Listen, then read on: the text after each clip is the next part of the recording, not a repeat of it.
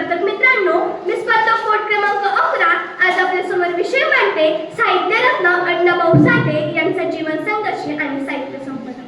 साहित्य प्रेमींनो, समतेच्या स्वप्नात जगणाऱ्यांनो, आज आपण इथे आलो आहोत केवळ एका साहित्यिकाच्या जयंतीसाठी नव्हे, तर एका क्रांतिकारक विचारवंताच्या आठवणी जागवण्यासाठी.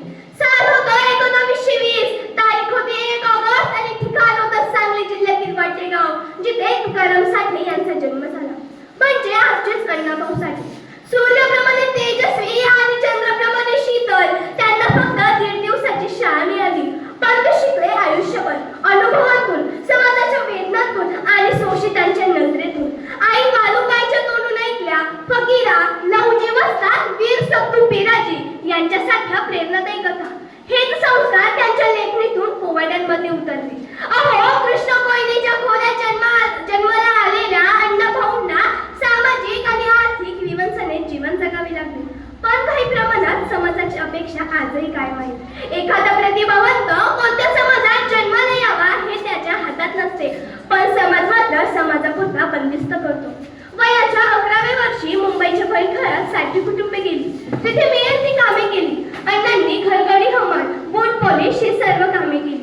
काम करत असताना पोवाडे, गवळणी आदी गुण गाण्याला सुरुवात झाली. फार कमी वयात अण्णांवर कौटुंबिक जबाबदारी आली. मग त्यांनी कोहिनूर मिलमध्ये गिरणी कामगार म्हणून काम सुरू केले. पण नशिबाने पुन्हा साथ सोडली आणि गिरणी बंद पडली. अण्णांना मुंबई सोडून वाटेगावला परत यावे लागले. गावात आल्याने हाताला काम नसल्याने त्यांनी नातेवाईकांच्या तमाशात काम सुरू केले.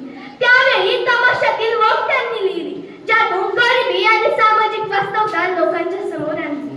त्यांनी संयुक्त महाराष्ट्राच्या चळवळीत भाग घेतला. मुंबईतील सहभाग त्यांनी गाजवला. याच दरम्यान शाहीराम शेख आणि अनेक शायरांची ओळख झाली. गिरणी कामगारांच्या व्यथा लिहित असताना अण्णांनी माझी मैना गावाकडे राहिली, माझ्या जीवाची होती या काहिली आदी काव्य त्यांना सुचली. जे कामगारांचे ससे होलपट दाखवित होते त्यांचे साहित्याच्या भाषेत रूपांतर झाले. गुजराती, हिंदी, तामिळ, उडिया, मल्याळी, बंगाली या देशी तर रशियन, इंग्लिश, पॉलिश, फ्रेंच या जागतिक भाषेत रूपांतर झाले. अण्णाभाऊंनी 13 लोकनाट्ये, 13 कथा, 6 नाटक, 35 कादंबऱ्या, 15 पोवाडे तर 7 चित्रपटाचे कथालेखन अण्णाभाऊंनी केले आहे. विषयाला पूर्णविराम देत असताना शेवटी एवढेच म्हणे, 1.5 दिवसाची शाळा शिकून साहित्याचे रक्त होता.